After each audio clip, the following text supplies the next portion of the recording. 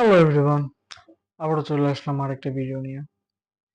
আজকে যে বিষয়ে কথা বলবো সেটা হচ্ছে আমাদের দেশের সোসাইটির একটা খুব ব্যাড এক্সপিরিয়েন্স।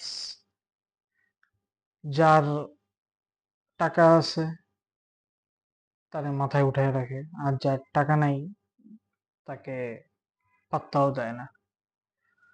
আসলে এটা করা ঠিক না, কিন্তু এটা আমাদের দেশের আজকে না, এটা যুগ যুগ ধরে চলে আসতেছে।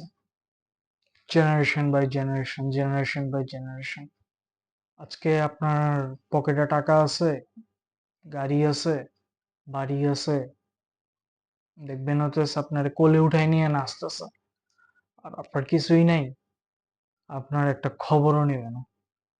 তো আমাদের এই প্র্যাকটিস থেকে দূরে সরে আসা উচিত। কারণ দিন শেষে কিন্তু ভাই আমরা একটা জায়গায় যাব, মাটির নিচে। না টাকা নিয়ে যেতে পারবো, না গাড়ি নিয়ে যেতে পারবো, না বাড়ি নিয়ে যেতে পারবো, না কোনো কিছুই নিয়ে যেতে পারবো।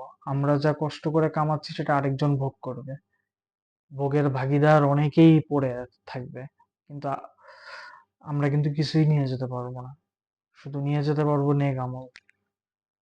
তো আমি ভাই এত ধার্মিক না, তাও ট্রাই করি আমি নিজেকে রিলিজিয়ন, মানে আমি ট্রাই করি আমি ধর্মের দিকে, আমাদের ইসলাম ধর্মের দিকে নামাজ টামাজ কালাম পড়ার চেষ্টা করি। বাট আমি যে বলবো যে আমি প্র্যাকটিস মুসলিম তা না।